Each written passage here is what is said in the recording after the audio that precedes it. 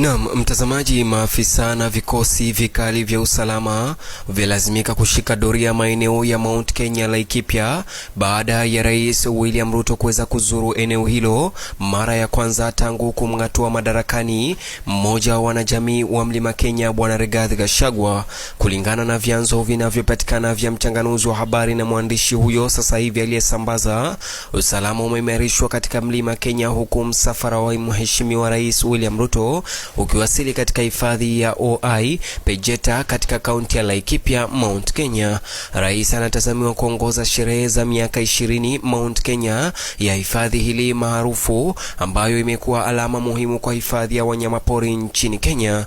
Msafara unaposogea katika mandhari ya kuvutia umekusanya usikivu kutoka kwa wakazi wa eneo hilo, huku wengi wakisubiri kusikiliza hotuba yake William Ruto, huku security ikiwa tight na vikosi vya usalama vikiweza kutawanywa. Hata hivyo, sasa hivi watu wengi wamejitokeza kushuhudia tukio hilo wakiwa na shauku ya kuwaona viongozi wao na kusherehekea miongo miwili ya juhudi za uhifadhi. Kuwepo kwa Rais William Ruto na maafisa wake wakuu kunaongeza umuhimu wa hafla hiyo. Tukio hilo limevutia vigogo kadhaa kutoka kwa serikali na jumuiya ya uhifadhi.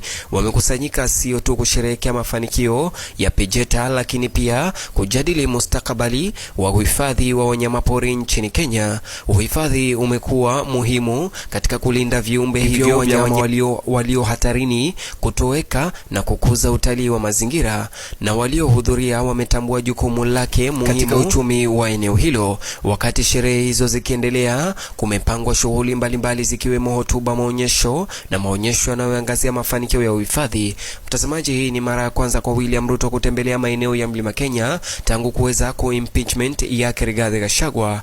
Hadhira inasubiri kwa hamu hotuba ya Rais William Ruto. Atazungumza kuhusiana na kutimuliwa kwa Rigathi Gachagua ambayo inatarajiwa kuangazia umuhimu pia na uhifadhi wa kujitolea kwa serikali kuunga mkono mipango mengi. Maneno yake huenda yakahimiza juhudi zaidi katika kulinda urithi wa wanyamapori nchini Kenya. Tukio hilo pia limetoa fursa kwa jamii za wenyeji wa Mlima Kenya kuonyesha tamaduni za mila zao, likisisitiza uhusiano kati ya uhifadhi na maendeleo ya jamii. Siku inaposonga mbele, msisimko unaendelea kuongezeka huku kila mmoja akitarajia hotuba ya rais na ujumbe utakaoweza kutolewa kuhusu mustakabali wa hifadhi ya mazingira nchini Kenya na pia kuhusiana na siasa zinazokumba Mount Kenya.